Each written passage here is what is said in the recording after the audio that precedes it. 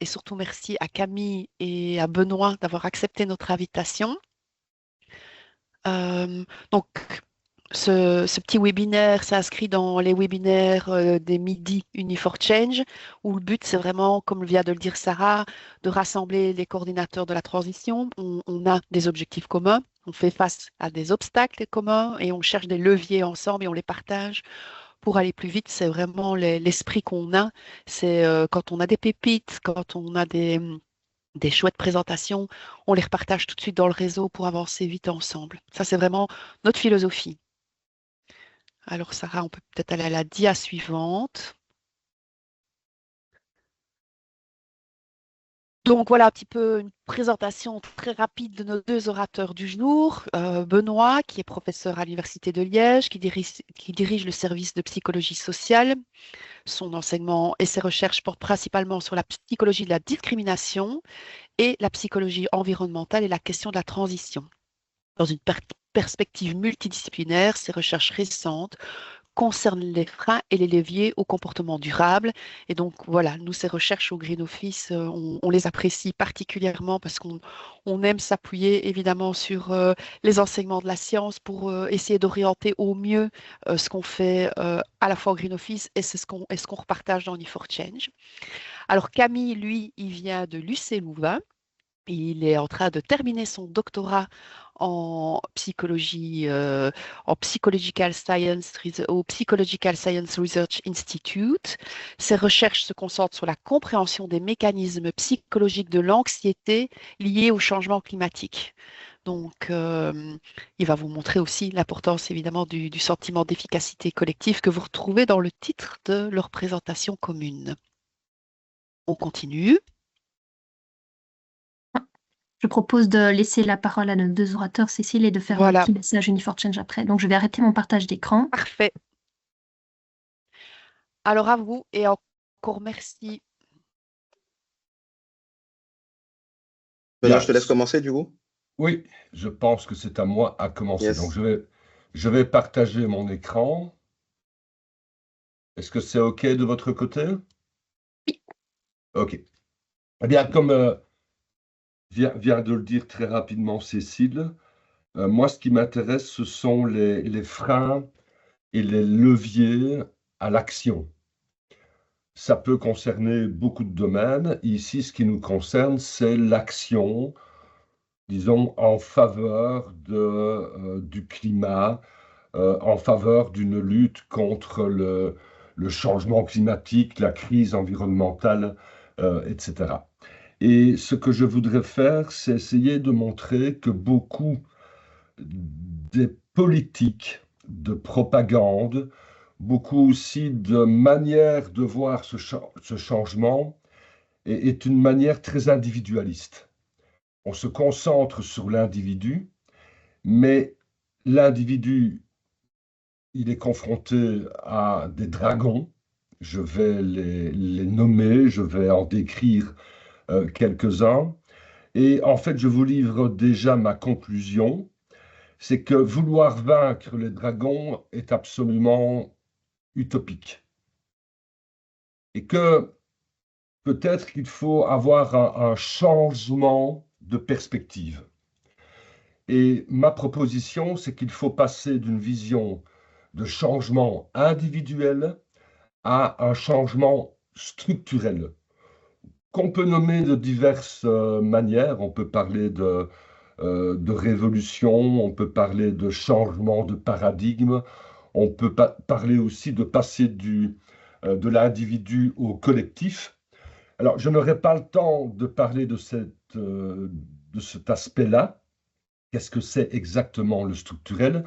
Et je ne ferai qu'une introduction, en réalité, à la partie présentée par Camille.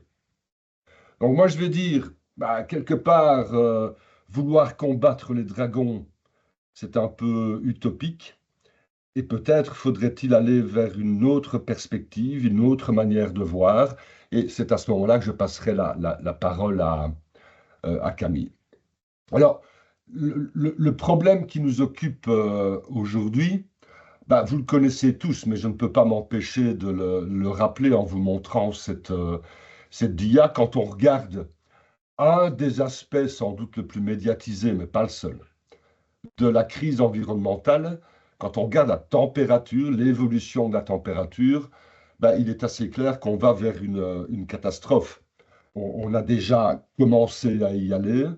Quand vous regardez le dernier rapport de l'Agence européenne de l'environnement, on voit que depuis les années 50 jusqu'aux années 80, on a une certaine stabilité. À partir des années 90 jusqu'à aujourd'hui, on a une augmentation de la température moyenne du globe.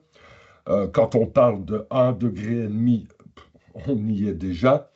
Et qu'en fonction des scénarios plus ou moins pessimistes ou optimistes, on va vers une montée en température du globe à la fin de ce siècle qui pourrait aller jusqu'à 7 degrés dans les scénarios les plus pessimistes. Donc, il y a urgence à agir maintenant et beaucoup de nos pratiques en tant que scientifiques, mais aussi en tant que membres de la société ou membres d'organisations, et de se focaliser sur la nécessité d'un changement au niveau individuel. Ce qu'on essaie de faire, si vous regardez les politiques, les propagandes, les campagnes de publicité pour inciter au changement, on nous incite beaucoup au changement individuel. Et comment fait-on pour inciter traditionnellement au changement individuel? Eh bien, j'ai un petit souci avec mes dias, voilà, on va informer les gens. On va leur dire, voilà, il y a un problème, il y a une montée des températures, le pattern des précipitations évolue, il y a des anomalies de température de plus en plus fréquentes. On va informer, on a des tonnes de rapports, on a des livres qui sont consacrés à cette problématique dans l'optique de nous informer. Une deuxième manière de faire, c'est de nous récompenser. Si on adopte le bon comportement, on va recevoir une récompense. C'est la carotte. Troisième manière de nous influencer dans nos comportements individuels, c'est la punition. Si on conserve le comportement problématique, eh bien, on va nous punir. Et ce n'est pas que pour nous inciter à changer de comportement vis-à-vis de la crise environnementale, c'est dans tous les domaines. Si vous regardez la bonne nourriture, comment faut-il se nourrir, on voit que principalement, ce sont ces trois grandes routes d'influence vers le changement individuel. L'information, on nous dit quoi consommer, c'est la récompense, on vivra 10 ans de plus en bonne santé, et c'est la punition, on va avoir des problèmes de cholestérol, des problèmes de santé en général. Dans le domaine qui nous concerne ici, l'information, on nous en fournit des tonnes. Si vous regardez sur le site Amazon quels sont les livres promus et les plus vendus concernant la crise environnementale, eh bien, vous avez un échantillon ici d'une dizaine de livres où on nous informe. Remarquez que dans ces 10 best-sellers mis en avant par Amazon, vous avez des livres sérieux écrits par des scientifiques, mais la majorité sont des livres qui nient le changement climatique. Ce sont les best-sellers. L'information, elle est particulière, elle est biaisée, et bien souvent vers une information où on remet en cause le changement climatique. On parle de déraisonnement, on parle de confusion et de manipulation, on parle de climat, tout ça pour rien, on parle d'urgence climatique qui sera à l'heure. Donc l'information, elle n'est pas simple, hein, elle n'est pas simple. Là, on ne va pas que nous informer, on va aussi nous récompenser. Vous avez ici une publicité d'origine française où il y a quelque temps, si vous vendiez votre véhicule diesel qui avait été mis en circulation avant 2001, vous receviez une prime de 10 000 euros. On vous récompense si vous avez le bon comportement. Et également, on vous punit si vous avez le mauvais comportement. Si vous achetez une voiture qui émet beaucoup de CO2, eh ben, vous allez payer. Regardez les tarifs, c'était en 2023 en France. Vous allez payer parfois plus cher que le prix d'achat de la voiture dans ce malus écologique. Donc, on nous informe, on nous récompense et on nous punit. Le problème, c'est que face à ça, nous avons, le titre de cette petite intervention, nous avons toute une série de dragons, de freins à l'action. Et ces dragons, ils sont en réalité en faveur de l'inaction. C'est quelque chose qui est bien étudié maintenant depuis, disons, une bonne vingtaine d'années. Ce sont toutes les difficultés pour l'être humain qu'il y a de passer d'une bonne résolution à une action effective. Et peut-être que le plus connu des auteurs qui a étudié, et qui a nommé d'ailleurs ces freins, les dragons de l'inaction, c'est Guy Ford, qui est un psychologue spécialisé dans l'environnement, et qui dit, voilà, il y a 7 grandes familles de dragons, et on peut décomposer ces 7 grandes familles en une trentaine de plus petites maisons. Ce sont des freins spécifiques, pas nécessairement uniquement pour l'inaction environnementale, c'est dans d'autres domaines aussi, mais Guy Ford a eu on peut lui accorder la paternité de cette idée de mettre ensemble tous ces dragons pour essayer de mieux comprendre l'inaction. Alors je vais passer rapidement en revue sur certains de ces dragons spécifiques qui montrent que l'inaction est bien plus souvent la règle que l'exception.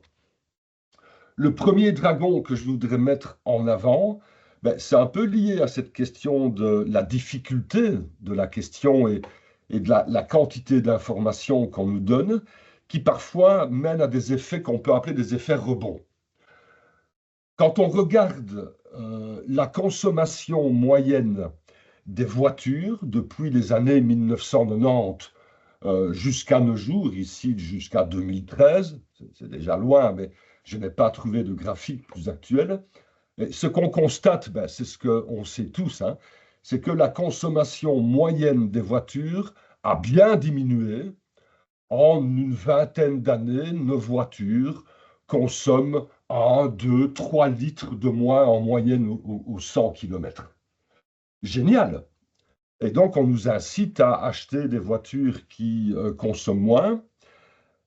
Un des problèmes, c'est que l'on a montré que cette diminution de consommation, ce qui est un bien pour le rejet de CO2, était en fait perdue entre 30 et 70% de perte de ce bénéfice, simplement parce que nos voitures consommant moins, on va donc rouler plus.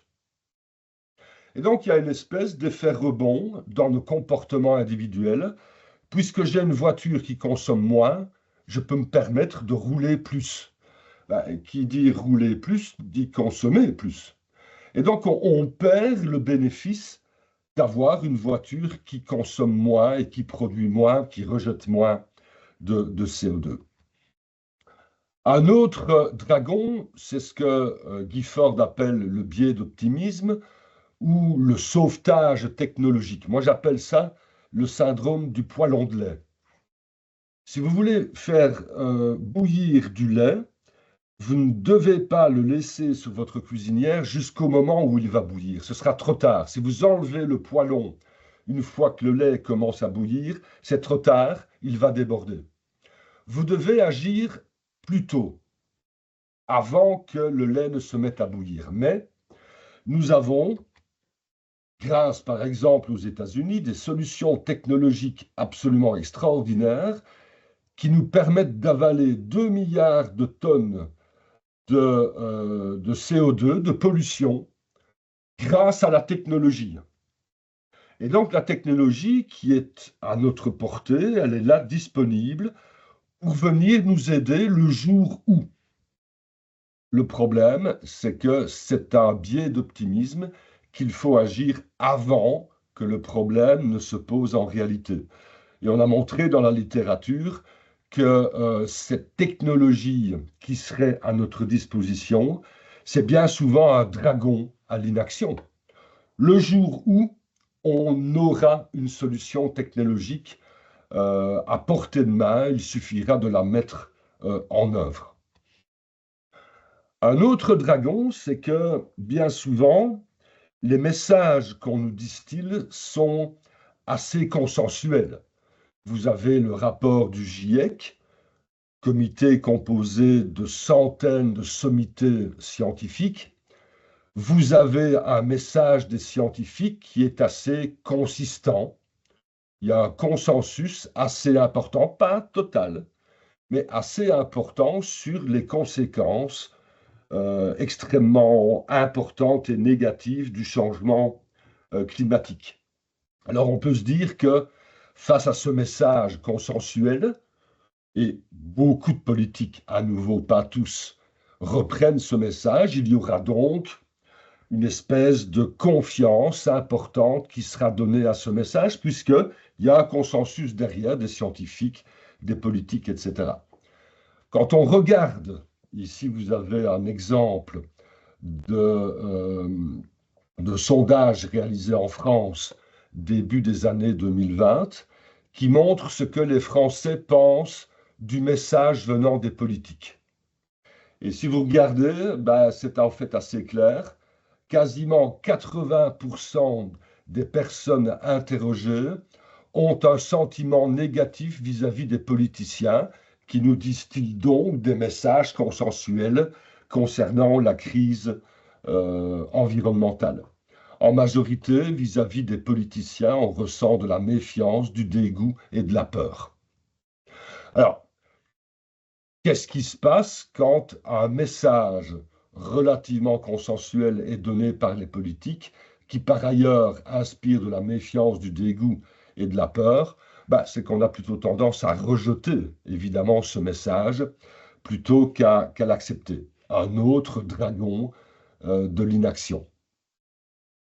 Ce message, souvent consensuel, pas totalement, je l'ai dit, mais souvent consensuel, ce qu'il provoque parfois aussi, c'est ce qu'on appelle de la réactance. La réactance, c'est ce qui se passe quand vous êtes à un feu lumineux sur la route dans votre voiture. Le feu est rouge et passe au vert. Vous mettez un certain temps avant de démarrer et la voiture, la personne derrière vous klaxonne. En fait, on a montré que si la personne derrière vous klaxonne, vous allez réaffirmer votre liberté et vous allez encore démarrer plus lentement. Et on a montré que ce problème, il se retrouvait aussi lorsque on nous dit « vous devez changer votre comportement ». Il faut arrêter absolument de voyager aussi souvent en avion ou avec votre voiture personnelle. Vous devez voyager plus près en train, vous devez prendre les transports en commun. Eh bien, on a montré que cette idée où on nous oblige à, vous devez faire quelque chose, peut provoquer un phénomène proche de celui que j'ai décrit avec les feux lumineux. On va réaffirmer notre liberté en voulant, ce n'est pas le cas de tout le monde, bien entendu, pour certains d'entre nous, en voulant en fait réaffirmer notre liberté de nous déplacer avec, dans un avion, avec notre voiture personnelle, etc. Un autre dragon qui a été particulièrement mis en avant, c'est ce qu'on a appelé la mise à l'écart de la problématique, simplement parce que ça se passe loin et soi-disant dans longtemps. Les problèmes de grands feux de forêt, c'est pas tellement chez nous, c'est en Californie, et c'est pas trop à l'heure actuelle, ce sera plutôt vers 2100. Alors, à tort ou à raison, on a cette tendance à dire c'est pour plus tard et ça se passera surtout très loin. Il faut que l'on ait des inondations, des précipitations catastrophiques à notre porte pour que cette distance psychologique soit un peu comblée et qu'on se mette à dire ben, c'est peut-être pas aussi loin et peut-être pas tellement pour les autres, c'est peut-être devant chez nous et maintenant. Mais ce problème de la distanciation psychologique est mis en avant par certains comme étant vraiment un des gros dragons qui contre l'action. Il y a quelque chose que j'aime particulièrement bien parce que, enfin, comprenez-moi, c'est assez ironique, c'est ce qu'on appelle le tokenisme. Le tokenisme, c'est l'idée que j'en fais déjà assez.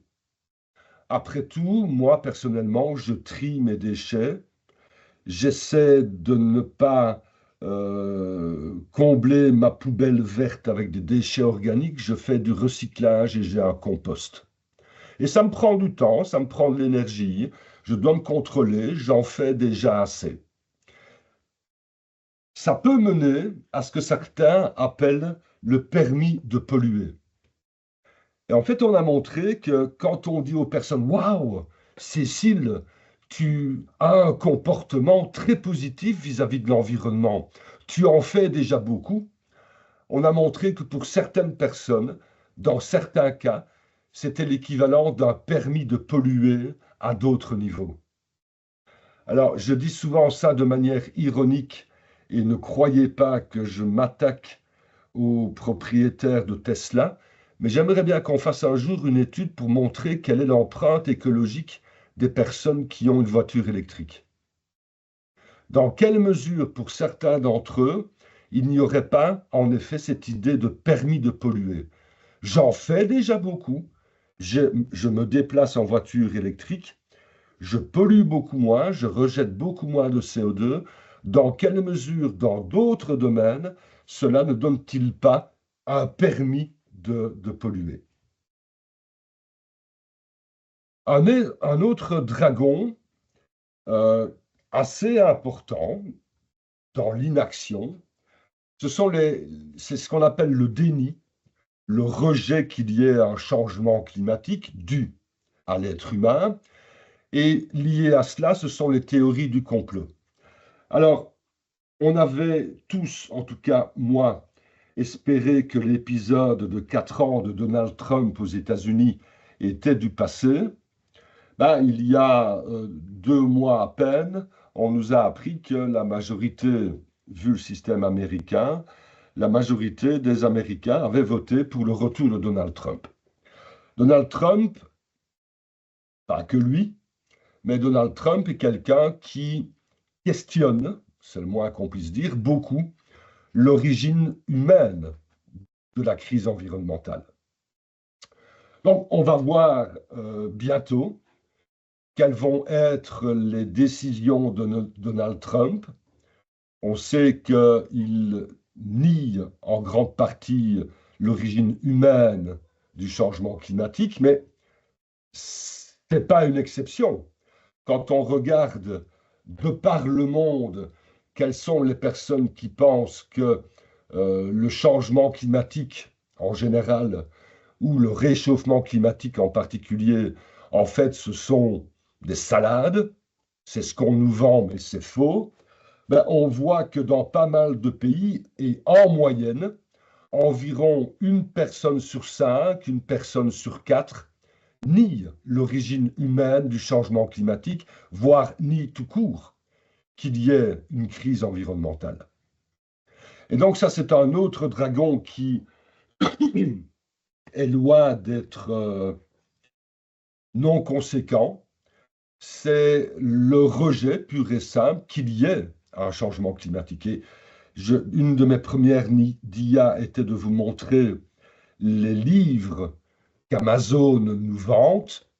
Et je vous ai dit que plus de la moitié des best-sellers sur le changement climatique consistaient à nier celui-ci. Alors, évidemment, on a du pain béni pour toute une série de personnes qui pensent que ce changement climatique n'existe pas ou en tout cas est exagéré. Face à ça, on a aussi imaginé que peut-être que l'être humain, un des dragons les plus importants, c'est qu'il est stupide. Il ne comprend pas la problématique, il n'arrive pas à se contrôler, il est égoïste, il veut rester avec ses bonnes vieilles habitudes de consommation excessive, et que donc peut-être il faut l'aider. Et alors on a mis sur pied, toute une série de coups de pouce qu'on appelle du nudging, afin de faciliter le comportement qui est plus respectueux de l'environnement. Tout ça est parti d'une idée assez extraordinaire, d'une étude qui aurait été menée à l'aéroport de Schiphol en Hollande, qui, comme tous les lieux publics très fréquentés, était confronté à une dépense absolument gigantesque en produits détergents, parce que le nettoyage des toilettes coûte une fortune et en plus environnementalement c'est extrêmement problématique. Il y aurait eu une étude qui consistait simplement à mettre une petite mouche dans les urinoirs des hommes, pariant sur le fait que l'homme est un chasseur, un tireur né, et que donc il va faire pipi en visant la mouche, et donc il y aura moins d'urine qui explosera par terre, et donc moins de détergents à utiliser, etc. Tout ça est parti de cette anecdote, amenée à 2 prix Nobel, amenée à des études extrêmement amusantes qui consistaient par exemple à mettre des petits pas qui vont pour une poubelle. C'est un coup de pouce au comportement que l'on fait sans réfléchir. L'être humain n'est pas très intelligent, il ne veut pas investir dans la réflexion et donc il faut l'aider en ayant une architecture autour de lui qui vont lui permettre, sans y réfléchir, d'avoir les bons comportements. Je l'ai dit, ça a mené à 2 prix Nobel. Je raccourcis l'histoire. On sait maintenant que ça ne marche pas. On sait que ce nudging, ce coup de pouce architectural, environnemental, est quelque chose qui ne fonctionne pas. Ça peut avoir de petits succès momentanés et assez localisés, mais en termes de lutte contre la crise environnementale, ça n'a quasiment aucun succès. Encore une fois, on croyait avoir trouvé la bonne lutte contre le dragon, ça n'a pas marché. Alors, vouloir vaincre les dragons, je l'ai dit en introduction, j'ai dévoilé quelque part mon pessimisme. Je pense que ça ne marche pas. Et que ce qu'on essaie en général de faire, c'est d'informer encore plus, c'est de récompenser encore plus quand on a le bon comportement, et de punir encore plus quand on n'adopte pas le bon comportement, que l'on reste avec le mauvais comportement. Et donc, c'est faire encore plus de ce qu'on fait d'habitude. Mais contre ça, les dragons, ils sont toujours là. Ça ne change pas grand-chose. On a beau informer, récompenser et punir, le changement climatique, la crise environnementale, elle est toujours aussi problématique. Et ce n'est pas qu'au niveau individuel. Un des derniers rapports disponibles ces derniers temps, qui date de fin 2024, montre que les dragons individuels dont je viens de parler, ils existent aussi en réalité au niveau des structures gouvernementales. Le dernier rapport des Nations Unies sur le changement climatique a comme trame, comme point principal, cette idée que les pays, les nations, ont beau dire on va changer, quand on regarde les politiques mises sur pied, on s'aperçoit qu'il y a un fossé grandissant entre ce que les nations promettent et ce qu'elles font en réalité. Regardez ce que la Belgique fait, ce que la France fait, ce que l'Union européenne fait. Je ne parle pas des États-Unis. On s'aperçoit qu'il y a de plus en plus un fossé entre ce qu'on déclare vouloir faire, les intentions d'un côté, et les politiques structurelles qui sont mises sur pied concrètement de l'autre. Donc ce n'est pas qu'un problème individuel, c'est aussi un problème au niveau des nations. Mais tout compte fait, est-ce que les dragons individuels sont vraiment ce qui pose problème? Peut-être que le changement individuel n'est pas ce qu'il faut viser. Alors, je ne suis pas en train de dire qu'il ne faut pas essayer de changer les comportements individuels. Je reviens un peu en arrière. Si vous ne faites rien du tout, ben, il n'y a rien. Si vous faites un tout petit quelque chose tous les jours sur une année, ça peut cumuler et devenir quelque chose qui a un impact. Donc, je ne suis pas en train de dire qu'il ne faut pas modifier les comportements individuels. Mais quand on regarde ce qui a le plus d'impact en réalité, ce sont les changements structurels. Alors, moi, je les nomme les changements structurels. D'autres parleront de changements de société. D'autres parleront de changements collectifs. En fonction de votre discipline, vous parlerez de changements de paradigme. Et on pourra même parler de révolution. Une autre manière de penser la crise environnementale. Le changement individuel, il est sans doute important, mais il est extrêmement difficile. Ce qui, par contre, a le plus d'impact, mais est très difficile également, il ne faut pas se leurrer, mais par contre, ce qui a le plus d'impact, ce sont des changements beaucoup plus globaux, structurels, collectifs, culturels, une véritable révolution. C'est une autre manière de penser la lutte contre la crise environnementale. Alors, je n'ai pas le temps, je vois que j'ai déjà débordé, je pense, largement. Je n'ai pas le temps de développer cet aspect-là, mais après tout, ce que Camille va nous parler bientôt, c'est certaines formes de ce changement structurel. Comment faire en sorte que l'on passe d'un changement ou d'une lutte individuelle à une lutte collective? Plutôt que de parler de l'individu, parler du groupe. Et cette autre manière d'envisager le changement face à la crise climatique est en fait sans doute ce qui serait le plus efficace. Mais ça demande un changement de paradigme, non seulement dans ce que les scientifiques font, dans ce que vous et moi nous faisons quotidiennement, mais aussi au niveau des nations, dans ce que celles-ci prônent comme politique de lutte contre le changement climatique et la crise environnementale. Et donc ça, c'est une manière d'introduire, en partie en tout cas, l'exposé qui va suivre, celui de Camille. Voilà, je vous remercie.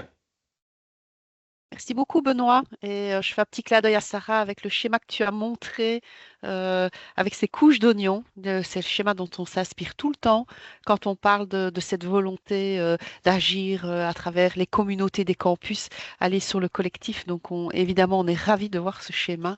À toi, Camille.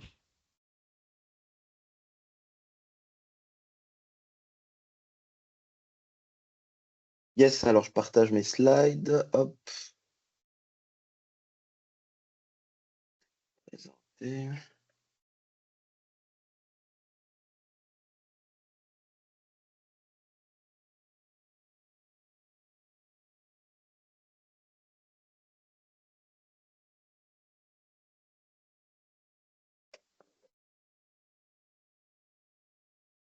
Est-ce que vous les voyez?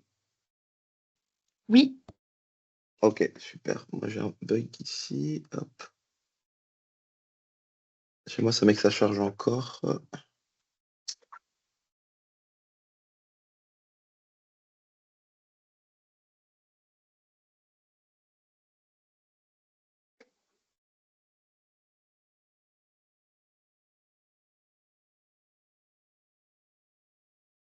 Chez moi, c'est toujours en cours de chargement, ça lag un peu.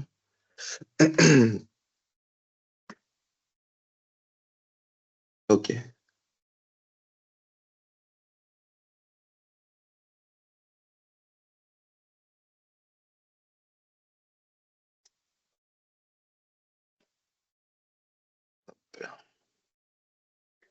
Alors bah, déjà, merci à Benoît parce qu'il a bien posé le cadre et je vais pouvoir aller droit au but. Je pense que c'est assez complémentaire nos deux interventions. Moi, dans le cadre de ma thèse, bah, je m'intéresse aux éco-émotions, notamment l'éco-anxiété, et on essaie de comprendre dans quelle mesure elles peuvent être adaptatives, dans quelle mesure elles permettent de mobiliser, de mener à des changements de comportement. Des fois, elles peuvent paralyser quand elles sont à des niveaux trop élevés, je vais revenir là-dessus, mais aussi dans quelle mesure, à certains égards, elles peuvent entraîner des altérations pour le bien-être et pour la santé mentale. Dans ce cadre-là, bah, moi, je m'intéresse plutôt à la première partie des dragons de l'inaction, même si ce que je vais présenter va résonner avec les autres catégories. On va voir que des variables, des dragons de l'inaction, tels que le contrôle perçu, l'incertitude, le sentiment d'efficacité personnelle et surtout le sentiment d'efficacité collective, sont des variables hautement importantes, à la fois au niveau émotionnel, mais aussi au niveau, et surtout au niveau comportemental. Donc, je vais surtout mettre l'emphase sur le sentiment d'efficacité personnelle, en présentant un ensemble de données qui, je pense, vont résonner avec la dynamique du Green Office et des Uni4Chain surtout. Donc, après la présentation de Benoît, un des enjeux, vous l'aurez compris, c'est de parvenir à identifier ces leviers, ces mécanismes qui permettent de comprendre, mais aussi et surtout de dépasser ces barrières psychologiques, cognitives, des fois idéologiques au changement. Et en psycho, on a un ensemble de recherches qui sont parties des théories de l'évaluation cognitive, sur lesquelles je vais revenir par la suite, pour essayer de répondre à cette question importante. Et on va voir que c'est cette évaluation cognitive, justement, qui permet de déterminer la représentation qu'on se fait d'une situation, la crise climatique en l'occurrence, mais aussi et surtout les réactions émotionnelles et comportementales qui en découlent. Qu'est-ce qu'elle nous dit, cette théorie de l'évaluation cognitive? Elle nous dit qu'entre une situation et les représentations et les manifestations émotionnelles et comportementales qui en découlent, on va se poser, consciemment ou inconsciemment, un ensemble de questions. C'est ça l'évaluation cognitive. Et c'est justement la réponse qu'on va apporter à ces questions qui va déterminer les réactions émotionnelles, anxiété, peur, tristesse, déni, et les réactions comportementales, que ce soit des comportements d'adaptation, des comportements d'atténuation. On va se demander plusieurs choses. Est-ce que la situation est nouvelle? Si la situation n'est pas nouvelle, est-ce qu'elle est familière? Donc, elle est familière, comment on a réagi par le passé? Comment on s'est adapté, individuellement et collectivement? On va questionner la valence de la situation. Est-ce que c'est positif? Est-ce que c'est négatif? Dans quelle mesure cette situation vient entraver le rapport à mes buts, à mes besoins, en tant qu'individu, mais également en tant que groupe? On va se poser plusieurs questions. On va surtout se demander quel est le potentiel de maîtrise que je peux avoir à la fois individuellement et collectivement? Quelles sont les ressources que je pense avoir pour pouvoir faire face à la situation? Voilà un exemple de questions qu'on va se poser dans cette évaluation cognitive. Et bien évidemment, la réponse qu'on va apporter à ces questions, elle est influencée par de nombreux facteurs. La vulnérabilité de notre zone géographique, c'est pas la même chose si je suis un habitant de Tuvalu, une île qui est en train de disparaître, qui est en train d'être submergée par les eaux actuellement. C'est pas la même chose si je suis un citadin bruxellois, par exemple. Donc, c'est de nombreux facteurs comme ça qui vont influencer les réponses qu'on va apporter à ces questions et donc les réactions émotionnelles et comportementales. Et là, cette évaluation cognitive, je la présente là de manière assez séquentielle, mais c'est un processus extrêmement dynamique. Une situation, on l'évalue, on la réévalue continuellement. Et donc, les recherches nous disent que si on veut agir sur les comportements, mais aussi sur les réactions émotionnelles, c'est par le biais de cette évaluation cognitive. Et dans les catégories de l'évaluation cognitive, on a des composantes qui sont particulièrement cruciales dans la mise en œuvre des comportements, mais aussi des réactions émotionnelles. C'est tout ce qui a trait au potentiel de maîtrise et au contrôle perçu. Parce que les recherches montrent que notre inclinaison naturelle face à un stresseur, même un stresseur global de type crise climatique, il y a aussi des études qui montrent comment les gens ont réagi par rapport au Covid, je vais peut-être revenir là-dessus, quelques similarités. Mais notre inclinaison naturelle, c'est de se demander dans quelle mesure notre capacité d'agir est opérante pour faire face à la situation.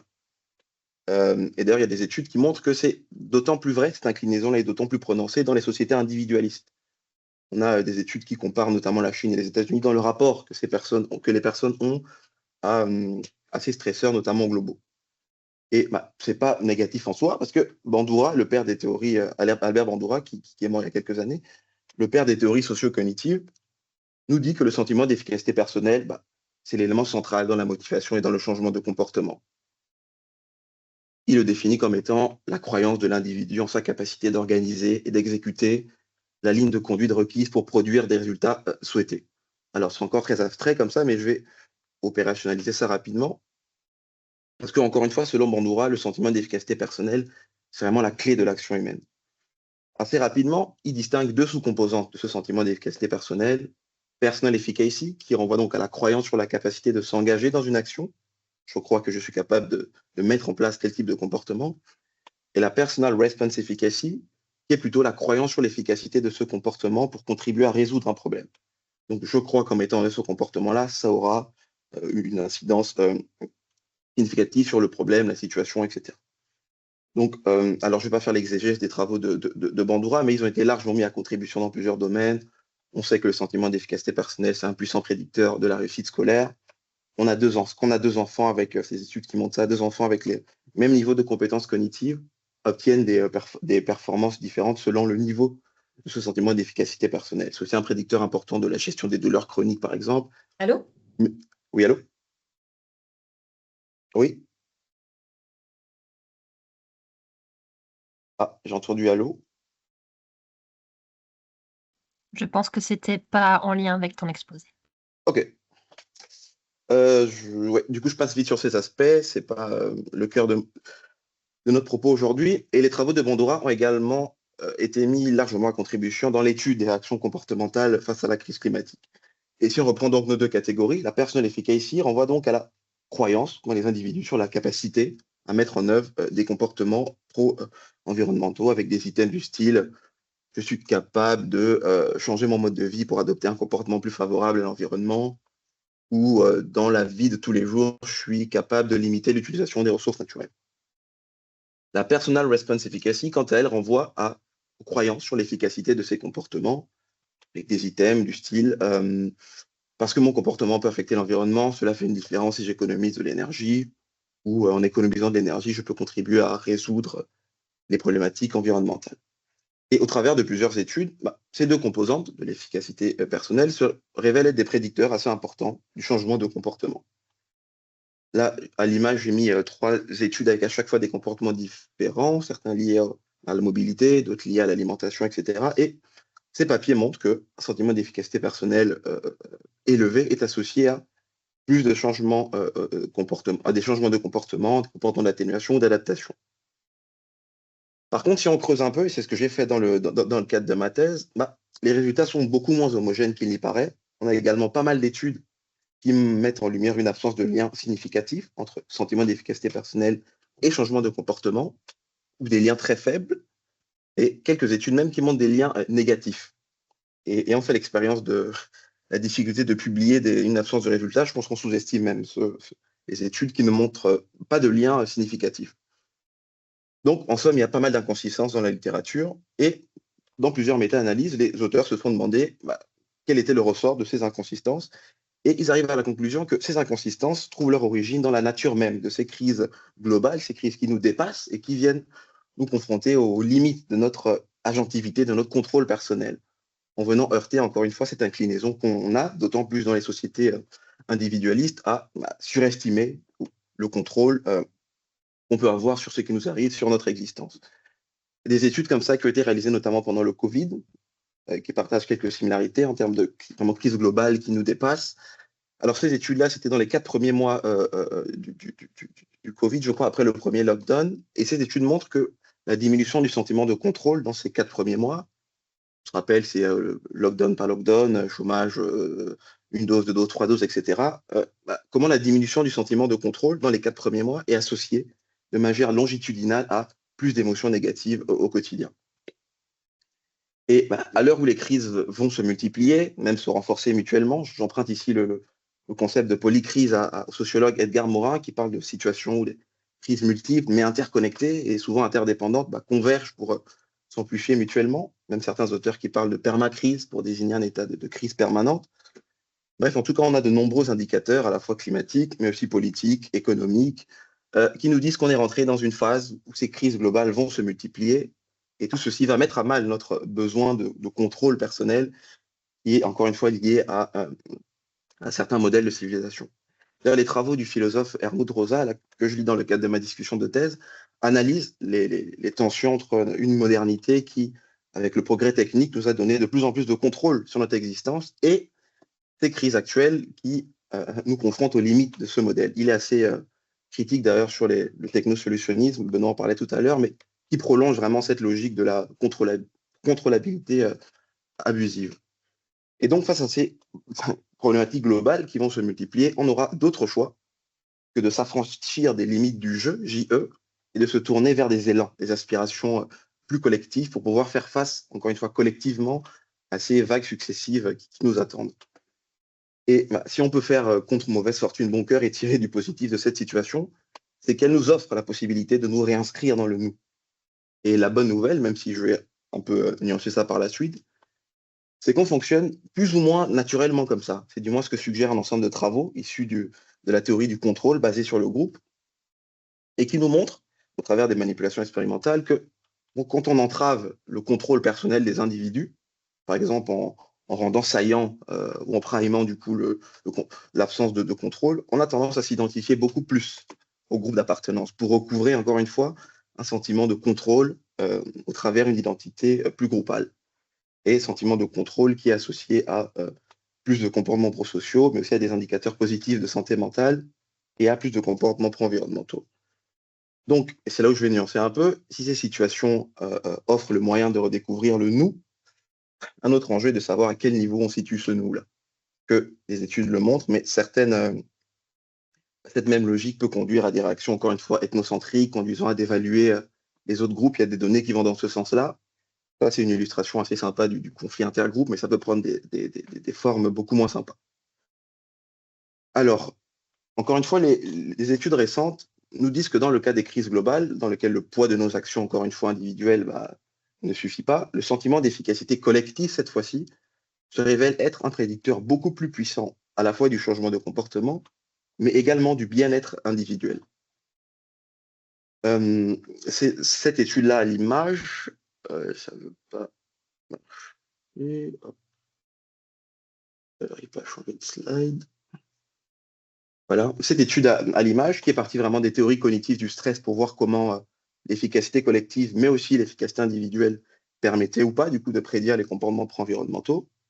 Et si on opérationnalise un peu tout ça, deux dimensions du sentiment d'efficacité collective. La collective efficacy, qui est donc la croyance des individus sur la capacité du collectif, cette fois-ci, à s'engager dans des actions en faveur de l'environnement, avec des items tels que dans la vie de tous les jours, je pense que la plupart des gens sont capables de limiter l'utilisation des ressources naturelles, ou je suis convaincu que la plupart des gens peuvent recycler davantage dans leur vie quotidienne. Donc c'est vraiment la croyance sur la capacité à s'engager beaucoup plus au quotidien. Et du coup, la collective response efficacy renvoie quant à elle aux croyances des gens en l'efficacité des actions collectives, avec des systèmes du style les gens peuvent ensemble, par un effort collectif, résoudre les problèmes environnementaux, ou lorsque chacun essaye de limiter l'utilisation des ressources naturelles, la situation environnementale s'en trouve améliorée. Et les études montrent que ce sentiment d'efficacité collective est un bien meilleur prédicteur, on le voit sur ce schéma, je ne sais pas si c'est clair à l'écran, mais est un bien meilleur prédicteur des stratégies de coping centrées sur le problème, qui, eux, prédisent les comportements pro-environnementaux. Et même, et ça c'est une étude que j'ai découvert en préparant cette présentation, et même qu'en renforçant le sentiment d'efficacité collective par une manipulation expérimentale, on augmente à la fois l'intention comportementale, le bien-être individuel, mais on renforce également le sentiment d'efficacité personnelle. L'idée, c'est pas d'opposer les deux, mais les deux doivent se nourrir. Et la plupart des études maintenant sur le sentiment d'efficacité intègrent les deux dimensions, personnelle, collective, avec à chaque fois les deux sous-dimensions. Ce papier-là intègre même une troisième dimension, avec des croyances sur l'efficacité gouvernementale, avec des items du style si les gouvernements tiennent compte de l'opinion des citoyens lorsqu'ils prennent des décisions concernant les problèmes environnementaux, ou si les représentants du gouvernement adoptaient des lois pour réduire l'utilisation d'énergie, cela aiderait à améliorer les choses. C'est des items de ce style. Et dans cette étude, les auteurs ont voulu voir quelle sous-dimension du sentiment d'efficacité permettait de prédire à la fois des comportements dans la sphère privée, ce qu'on fait chez nous, réduire notre consommation d'énergie, recycler, etc., mais aussi le soutien aux politiques, aux réglementations gouvernementales en faveur de l'environnement. Et dans les deux cas, c'est le fait de s'inscrire dans le nous et de croire que ce n'est pas l'action collective en tant que groupe, c'est cet aspect-là qui motive le plus les individus, qui est un meilleur prédicteur à la fois des comportements dans la sphère privée, mais aussi du soutien aux politiques, aux réglementations en faveur de l'environnement. Bien meilleur prédicteur que le sentiment d'efficacité personnelle, mais aussi que la croyance en une efficacité gouvernementale qui peut être à certains égards relative. Donc, ce sentiment, et ça c'est ce qui m'intéresse moi plus spécifiquement dans le cadre de ma thèse, mais on observe que ce sentiment d'efficacité collective a aussi des effets positifs sur la santé mentale, mais notamment sur l'éco-anxiété. Alors, pour recontextualiser un peu, après quelques années d'errements conceptuels où il y avait 15 000 définitions différentes, pas claires, chacun venait un peu avec sa propre définition, Susan Clayton, encore une fois, qui est un peu une des spécialistes du domaine de la psychologie environnementale, elle est membre du GIEC, c'est elle qui a coordonné l'écriture de ce fameux chapitre 7 sur les liens entre changement climatique et santé mentale. Elle nous a proposé une définition. Elle dit que l'anxiété climatique, ou l'éco-anxiété, les termes sont interchangeables, c'est l'anxiété associée aux conséquences actuelles et futures du changement climatique, du manque d'action à son égard et à l'incertitude quant aux conséquences anticipées. Alors, définition peut-être un peu verbeuse comme ça, mais qui a le mérite de prendre en compte toutes les dimensions vraiment de l'anxiété, avec la notion de contrôle, avec le manque d'action face à son égard, mais aussi l'incertitude, qui est très centrale, Benoît en a dit un mot tout à l'heure, mais qui est très centrale notamment dans les modèles de l'anxiété, et le côté vraiment prospectif, conséquences également prospectives.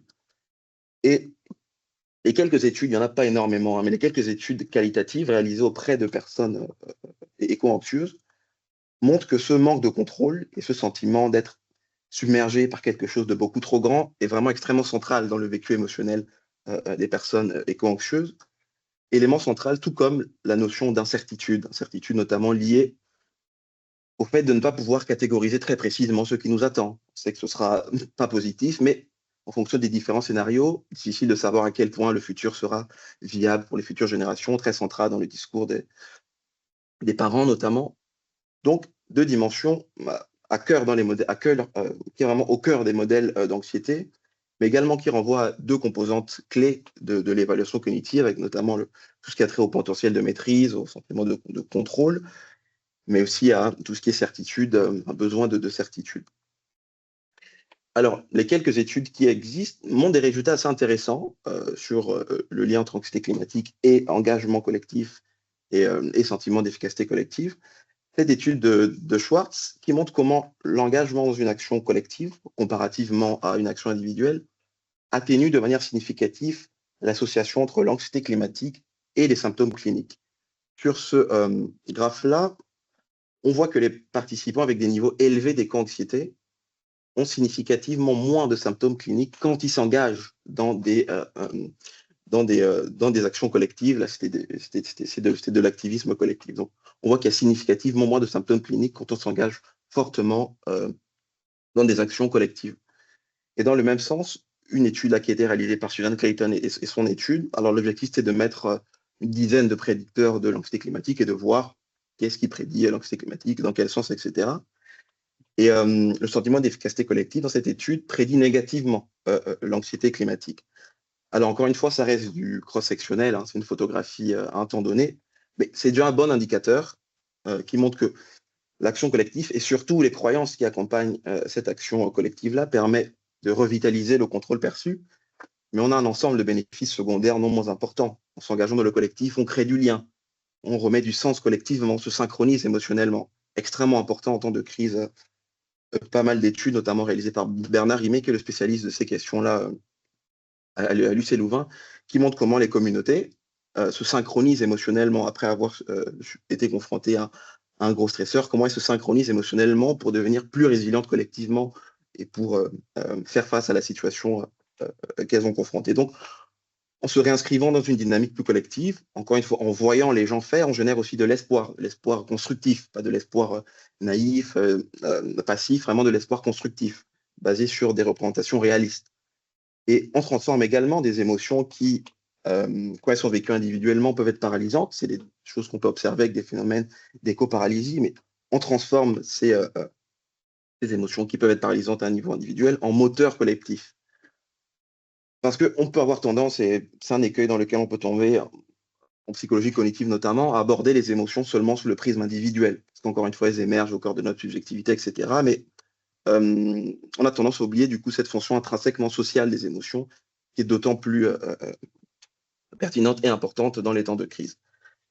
Alors, en jouant sur ces différents leviers, on peut contribuer à lever, atténuer certains dragons de l'inaction. Bien évidemment, je souscris à ce qu'a dit Benoît par la suite. C'est pas une solution magique, hein. Il y a d'autres leviers sur lesquels on aura moins facilement prise, les leviers politiques, médiatiques, économiques, etc. Mais ce qui est intéressant avec ce levier collectif, c'est qu'il permet de concilier santé mentale et santé environnementale. Si tant est qu'on distingue les deux, c'est un écueil dans lequel on est tombé, mais bon, je ne vais pas prêcher pour des convaincus. Je sais qu'à Liège, le One Health, ça vous parle.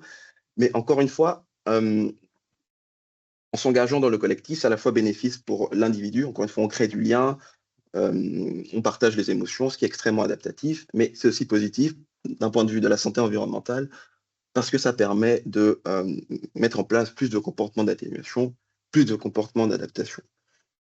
Ben voilà, je crois que c'est ce que j'avais à vous dire. Merci pour votre attention. Merci Et j'arrête. beaucoup. Merci, c'était mais vraiment super intéressant. Voilà, je vais laisser la place aux